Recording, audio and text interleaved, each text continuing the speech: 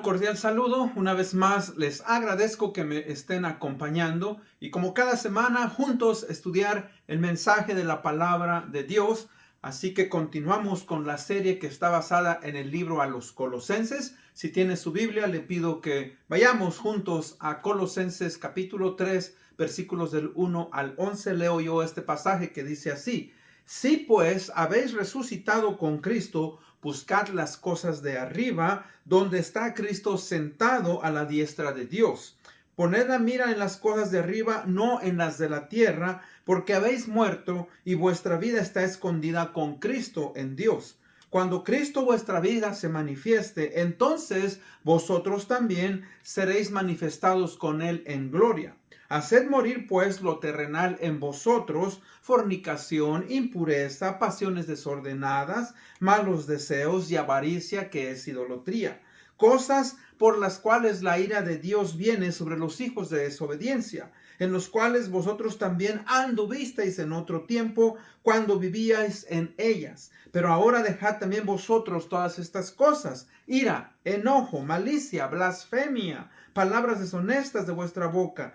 No mintáis los unos a los otros, habiéndonos despojado del viejo hombre con sus hechos y revestidos del nuevo, el cual conforme a la imagen del que lo creó, se va renovando hasta el conocimiento pleno, donde no hay griego ni judío, ni circuncisión ni incircuncisión, bárbaro ni escita, siervo ni libre, sino que Cristo es el todo y en todos. Oremos. Padre, una vez más te agradecemos por el privilegio y la oportunidad de poder estudiar tu palabra. Señor, ayúdanos pues a entender que en Cristo, Señor, estamos completos y que, Padre, necesitamos ser renovados en nuestra mente, en nuestro espíritu, en la manera que hemos, Padre, percibido este mundo, y que ahora en Cristo Jesús, Padre, debemos de caminar en una vida que te honre y te glorifique.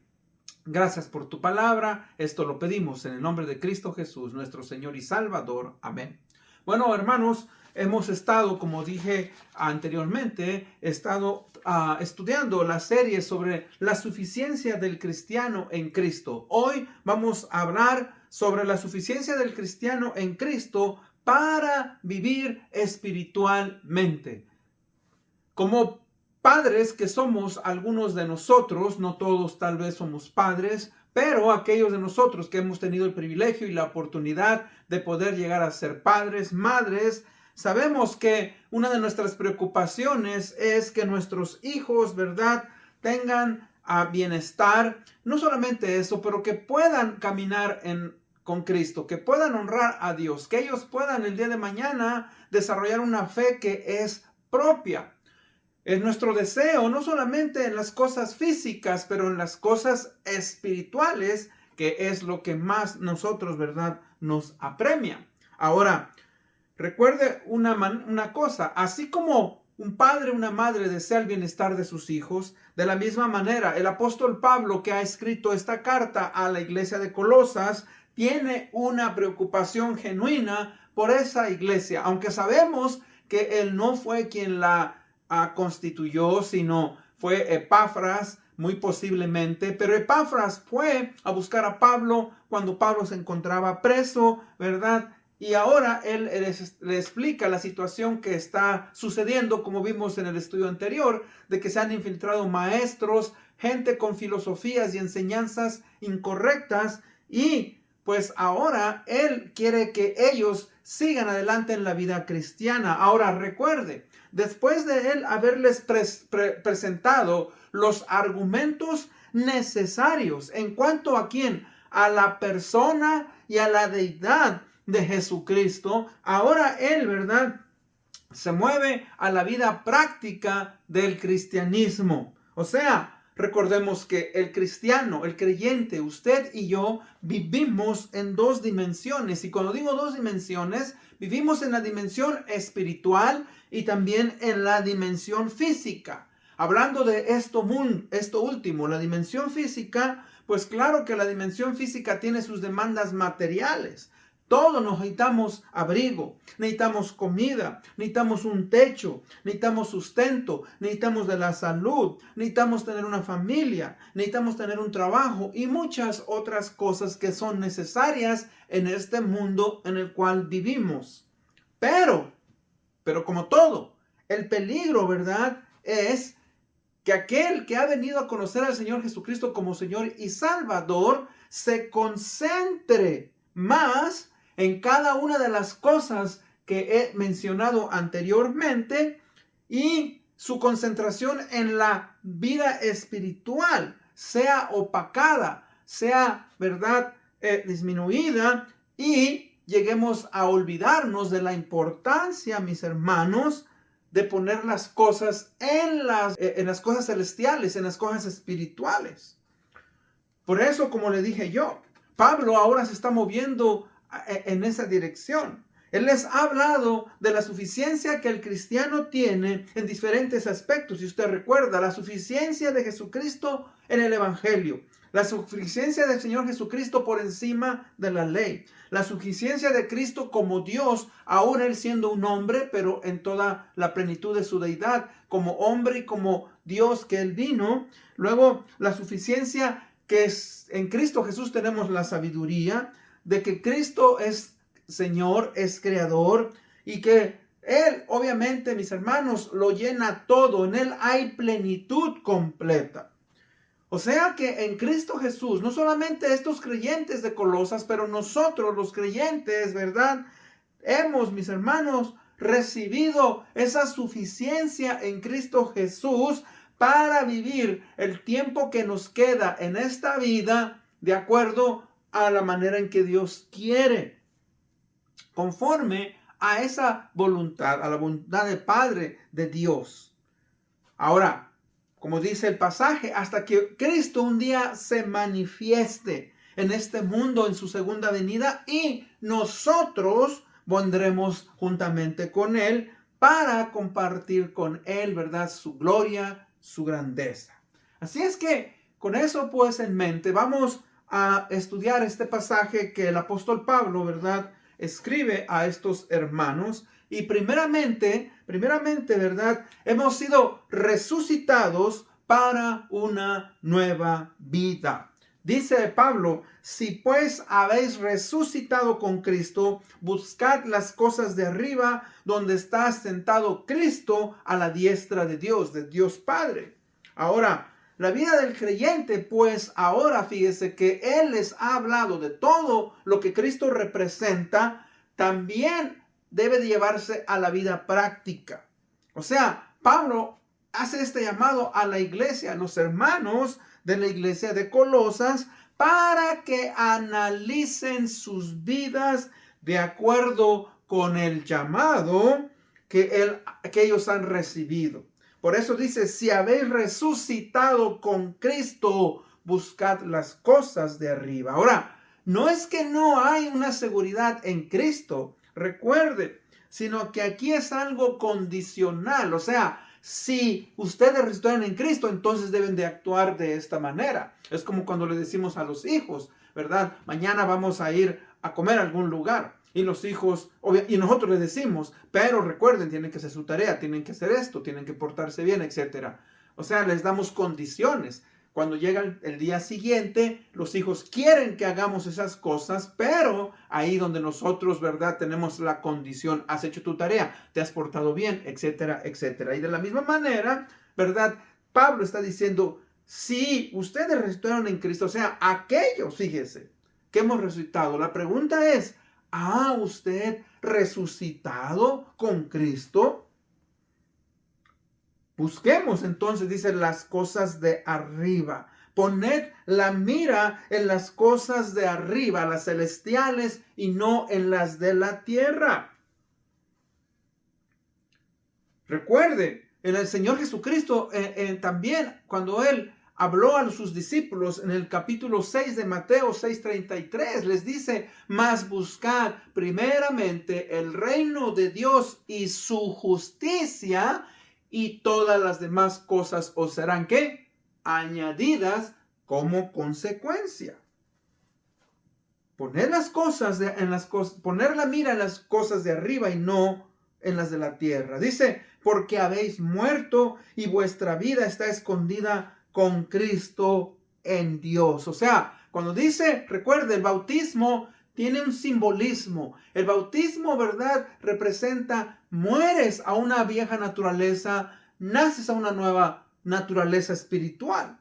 Y de la misma manera, el creyente de hoy debe de entender eso. Hemos muerto, ¿verdad? Y nuestra vida, dice, ahora está escondida. Ahora, cuando dice que está escondida, hermanos, es que está protegida, está guardada de una manera especial nuestra vida en Cristo Jesús. De tal manera, fíjese que no debemos tener miedo, no debemos de nosotros, mis hermanos, resistirnos a vivir de la manera en que Dios quiere. Pero, como siempre, tenemos ese pero. Tristemente, existen muchos creyentes que están muy cómodos en la vida cristiana. No han entendido, ¿verdad?, que han nacido a una nueva vida. Ahora, tristemente, estos cristianos son cristianos carnales. Estos cristianos están apegados de una manera, mis hermanos, gravemente o grandemente también a la cultura en la cual vivimos.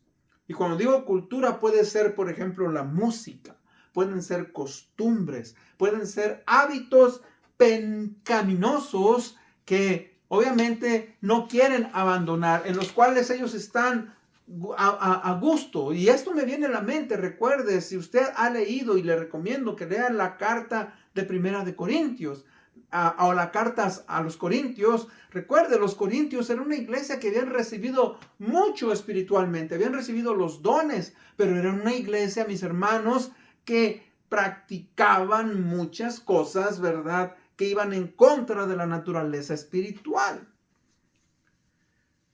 Y ahí es donde usted y a mí nos toca, mis hermanos, entender y aplicar eso. Mire, muchas veces, nos espantamos ante escuchar las cosas que ciertas personas practican, pero se nos olvida nosotros en dónde estamos. Esta ilustración la escuché de un pastor, y se relata, ¿verdad?, que el niño le dijo a su mamá, mamá, voy a ir al río a nadar.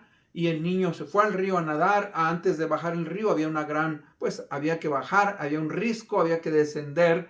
Y el niño se fue a nadar, y cuando él regresa, le dice a su mamá, mami, fíjate que al otro lado del río hay un niño muy grosero. Y le dice, ¿cómo que hay un niño muy grosero? Sí, dice, yo, ¿verdad? Empecé a decirle hola y él me respondía hola, pero después él me empezó a decir malas palabras. Ahora, eso es lo que nosotros conocemos como el eco. Cuando alguien en ciertos lugares, ¿verdad?, hablamos y decimos una palabra y nuestra propia voz rebota. Ahora, este niño estaba muy espantado porque el niño que estaba al otro lado de la barranca le decía malas palabras. O sea, él escuchó con asombro, ¿verdad?, el pecado del otro sin saber que él era el mismo. Y muchas veces nosotros, mis hermanos, escuchamos y vemos los pecados de ciertas personas, de ciertos individuos, y estamos asombrados y nos espantamos. Pero tristemente no podemos percibir nuestros pecados que tenemos nosotros en nuestro propio corazón. Por eso dice Pablo, las cosas de arriba, las cosas celestiales, las cosas espirituales que conciernen a Dios. Ahora, donde Cristo, mis hermanos, dice que está sentado a la diestra del Padre. Y usted y yo, mis hermanos, tenemos pues que entender que la lucha que tenemos en contra de la naturaleza pecadora es una lucha constante. Es una lucha que usted y yo debemos de permanecer fieles, peleando, ¿verdad?, hasta el último día de nuestra vida. El creyente tiene esa naturaleza carnal que lucha constantemente, como dije yo, en revivir y tener control de nuestros apetitos sensuales, naturales, carnales. Un hermano seguramente lo escuchó de alguien más, me compartió la siguiente frase.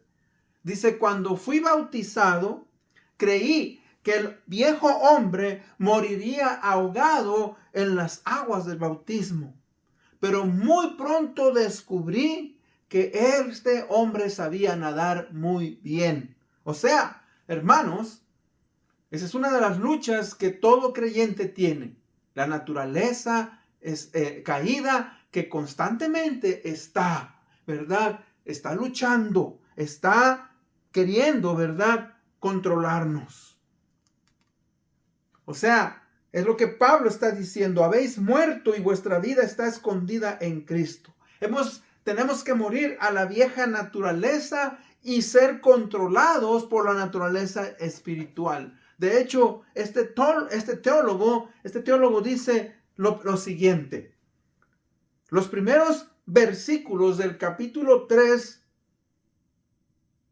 sostienen una conexión cercana con los últimos versículos del capítulo 2. Dice, allí el apóstol les recuerda a los colosenses que las regulaciones ascéticas no tienen un valor real para contenerse de los deseos de la carne. Ahora, defino ascético es que ellos, ¿verdad?, se abstenían, mis hermanos, de casarse, se abstenían, ¿verdad?, de ciertos alimentos, se golpeaban el cuerpo, se recluían. Es lo que les está diciendo, Pablo les estaba diciendo. Dice, el único remedio para las pasiones pecaminosas se encuentra en la experiencia del creyente en su unión con Jesucristo. O sea, por eso el Señor Jesucristo dijo, permanecer en mí y yo en vosotros, porque separados de mí nada podéis hacer.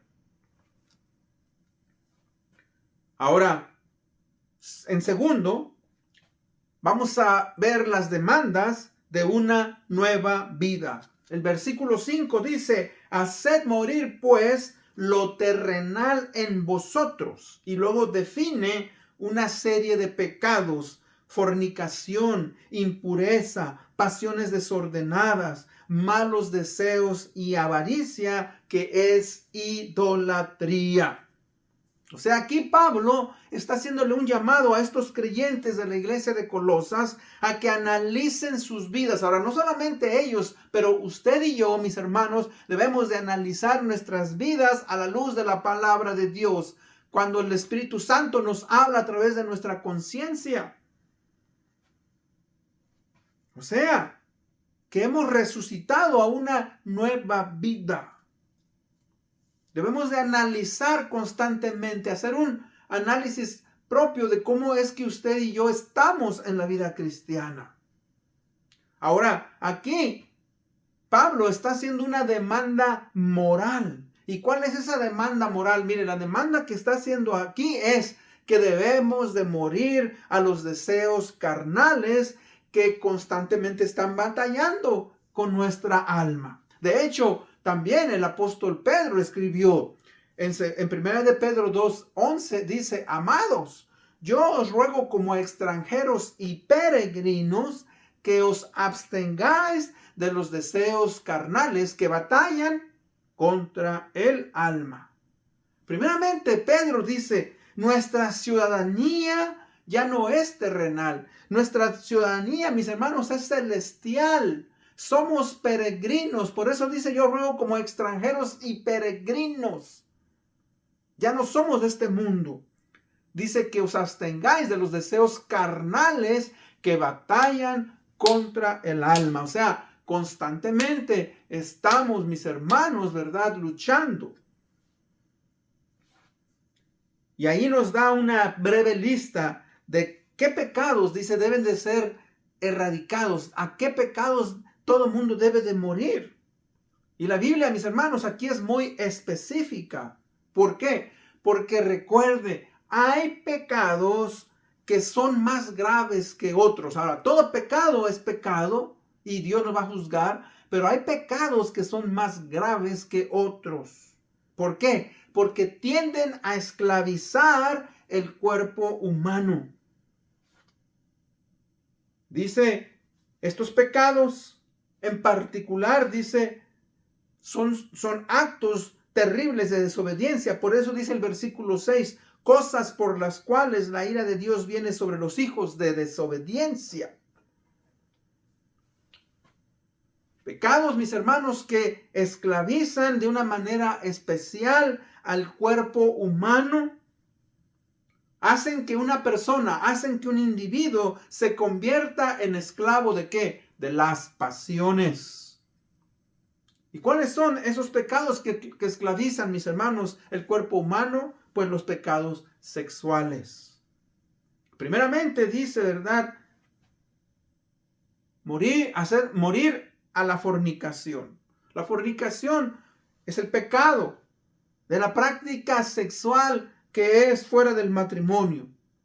Ahora, tristemente, fíjese, esa es una de las cosas, una de las maneras de pensar que ha existido tristemente en la historia del ser humano. Pero nosotros en estos tiempos que vivimos, la revolución sexual que empezó en los años 60 y 70, hoy tristemente, ¿verdad? Nos ha, mis hermanos, nos ha hecho grave daño a nuestros jóvenes, a nuestros niños, el matrimonio, el hombre, la mujer. O sea, hoy nadie se escapa. Hoy tanta gente que vive, ¿verdad? Ya sin casarse. Hoy, ¿verdad? Tantas personas que tristemente, ¿verdad? Viven en promiscuidad sexual. Y eso, obviamente, pues daña a nuestros cuerpos. Luego está el pecado de inmundicia, impureza, inmundicia. Es todo aquello que nos incita a buscar el placer sexual de una manera incorrecta. Y fíjese, una cosa te lleva a otra. Porque después viene, ¿verdad?, el pecado que nos habla de pasiones desordenadas o pasiones desmedidas. Es cuando, fíjese, el hombre, la mujer llegan a caer tan bajos, ¿verdad?, que esa pasión, ese deseo intenso nos controla y somos esclavos de esos pecados, o podemos llegar a ser esclavos de esos pecados. Por eso tenemos que tener mucho cuidado hoy en día. Hoy en día todos nosotros vivimos más, ¿verdad?, conectados a la tecnología. Tenemos teléfonos, tenemos tablets, tenemos computadoras, tenemos televisión. O sea, existen juegos de video, tantas cosas. Y hoy es un mundo muy gráfico. El mundo es tan gráfico, mis hermanos, que usted puede ver dibujos animados que parece que fueran personas. Ahora, tristemente, la lujuria, lo que continúa, dice, malos deseos, que es controlado por medio de ¿qué? De la lujuria. El deseo que nos controla, ¿verdad?, de una manera que no podemos controlar. Mire, es como la glotonería, o sea, cuando uno come y come. O la gente que empieza a tomar alcohol y se deja llevar por el alcohol y se vuelve alcohólico. O las personas que viven atados a las drogas. Ahora, todo eso, ¿verdad?, tenemos que tener cuidado porque nos lleva, mis hermanos, a cosas terribles como la pornografía, la literatura, ¿verdad?, que es incorrecta, son obscenas, relaciones sexuales ilícitas, el sexo extramatrimonial y tantas cosas, mis hermanos, que hoy se ven en nuestros jóvenes, en nuestros niños, en los adultos, y que eso nos está afectando y está separando gravemente a nuestras familias. Y el cristiano ve esas cosas con horror, pero no está exento, mis hermanos. Ninguno de nosotros está exento, ¿verdad?, a caer en la inmoralidad sexual. Entonces tenemos que tener cuidado. Ahora, por último dice ahí, avaricia, que es idolatría. Yo digo que todas esas cosas, no solamente la avaricia, ¿verdad?, ¿qué es lo que nos lleva a hacer? La avaricia lleva a que nuestra mente se concentre en las posesiones materiales y nos desvía de una relación con Dios. En 1 Timoteo 6:9 que leímos en el estudio anterior, dice: porque los que quieren enriquecer caen en tentación y lazo y en muchas codicias necias y dañosas que hunden a los hombres en destrucción y perdición, y muchos se han apartado buscando esas cosas. O sea, que cualquiera de estas cosas mencionadas anteriormente, mis hermanos, pueden volverse idolatría. ¿Por qué?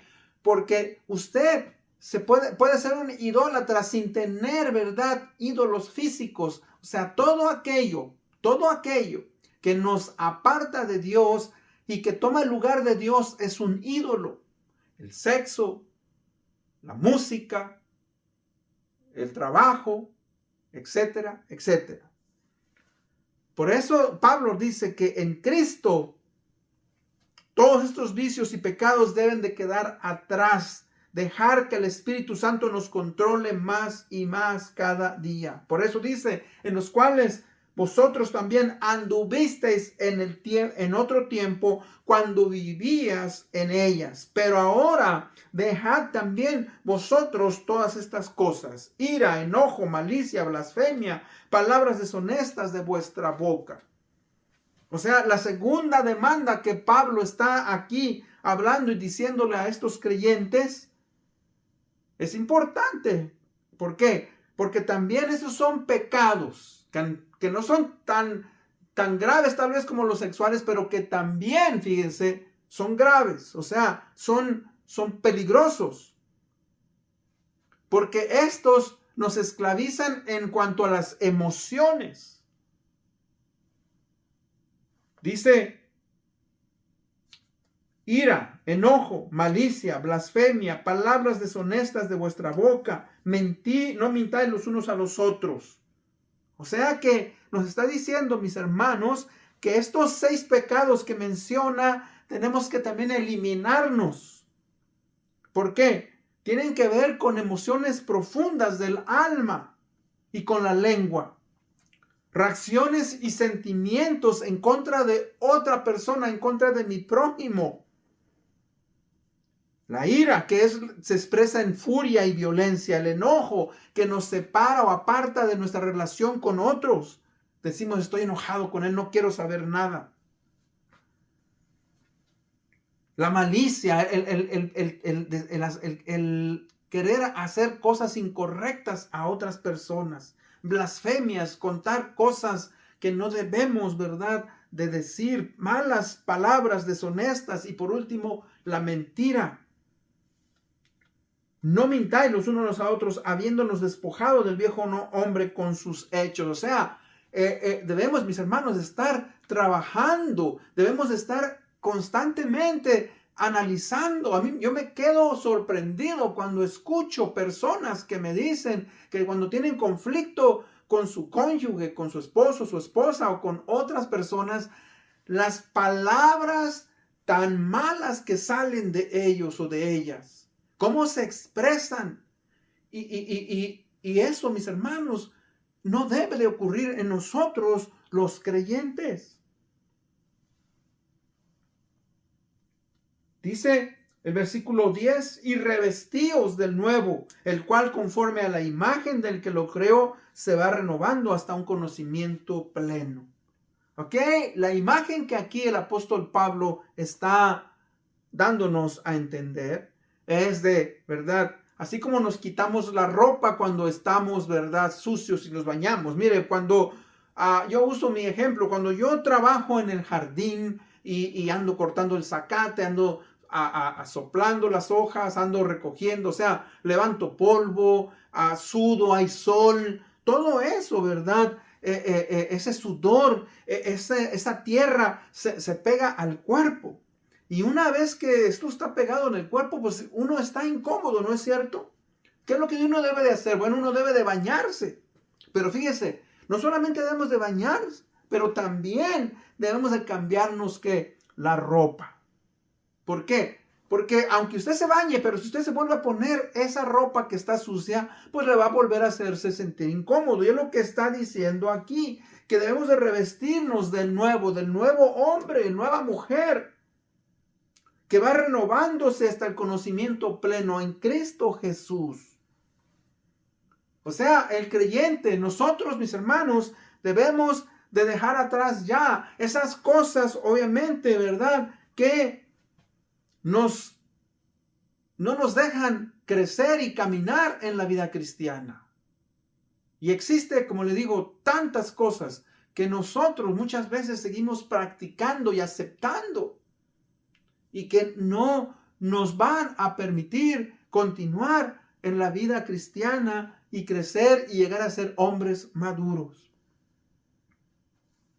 En conclusión, recuerde, Cristo Jesús nos ofrece una nueva vida, en la cual, mis hermanos, ya no hay barreras. Por eso dice el versículo 11, donde no hay griego ni judío, incircuncisión ni incircuncisión, bárbaro ni escita, siervo ni libre, sino que Cristo, Él es el todo y en todos. En los tiempos del apóstol Pablo había muchas barreras y también hoy las hay. Siempre ha habido barreras culturales, al igual que hoy existen. Por ejemplo, cuando él dice, comienza a decir, no hay griego ni judío. Bueno, recuerde, los griegos son conocidos como los padres de la ciencia moderna. Ellos se creían los muy inteligentes. Los judíos habían recibido una promesa de Dios al hacerlos su pueblo por medio, ¿verdad?, de sellarlo con la circuncisión. Los romanos habían sido también afectados por los griegos y los romanos habían desarrollado un sistema de gobierno muy avanzado y esto, mis hermanos, los hacía sentirse superiores. Ellos, cuando iban a pelear, ¿verdad?, llamaban bárbaros a aquellos que no eran educados como ellos, que no tenían su cultura. Y Pablo aún menciona ahí, dice bárbaro ni escita. Los escitas, ¿verdad?, eran un pueblo el cual era mucho más salvaje que los bárbaros. Algunos dicen que ellos se comían hasta la carne cruda. Después habla de los esclavos. Los esclavos en el mundo romano, mis hermanos, no tenían derechos, eran tratados injustamente. Pero en Cristo Jesús todos venimos, dice que, a ser un solo cuerpo. Somos la iglesia de Cristo. Cristo nos ha adoptado como hijos e hijas de Dios. Somos hijos de el Dios Altísimo. Pertenecemos a la familia de Dios. Por lo tanto, fíjese, ya no hay razón por la cual usted y yo debemos de vivir conforme a la vieja manera de vivir en la cual vivimos. No debemos de sujetarnos a las nuevas maneras de pensar, a las maneras de que hoy existen filosofías que van en contra de lo que enseña la palabra de Dios. Debemos de buscar nuestra santificación y depender en Cristo solamente. Es por eso, ¿verdad?, que en Cristo hay suficiencia. Es por eso que a través de su palabra y de su Espíritu Santo, usted y yo podemos seguir adelante, crecer y madurar, ¿verdad?, para poder nosotros honrarle y glorificarle. Con esto en mente, pues vamos a orar y ser despedidos. Padre, una vez más, te agradecemos por tu palabra. Cuídanos, Padre, de la inmoralidad sexual. Protege a nuestros hijos, a nuestros jóvenes, a nuestras hermanas, hermanos. Ayúdanos, Padre, a no dejarnos llevar por nuestros deseos carnales. Pecados, Padre, como la ira, Padre, el enojo, como las malas palabras. Todo eso, Señor, tenemos que aprender a tener control. Señor, queremos honrarte, glorificarte. Ayúdanos a continuar adelante. Esto lo pedimos en el bendito nombre de Cristo Jesús, nuestro Señor y Salvador. Amén. Una vez más les agradezco por haberme escuchado. Hasta la próxima.